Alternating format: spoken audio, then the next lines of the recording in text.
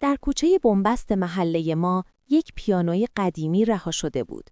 همه از کنارش رد می شدند و کسی به آن توجه نمی کرد. تا اینکه یک شب پسر نوجوانی به نام آراد که تازه به محله نقل مکان کرده بود، کنار پیانو نشست و شروع به نواختن کرد.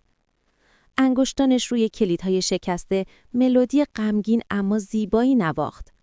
کم کم پنجره‌ها یکی یکی باز شدند. پیرزن همسایه که همسرش را از دست داده بود، برای اولین بار پس از ماه‌ها لبخند زد. پدر خانواده‌ای که دائما دعوا می‌کردند، دست همسرش را گرفت. بچه‌های محل ساکت شدند و گوش دادند. اما ماجرا به همینجا ختم نشد. فردای آن روز هر کسی چیزی آورد.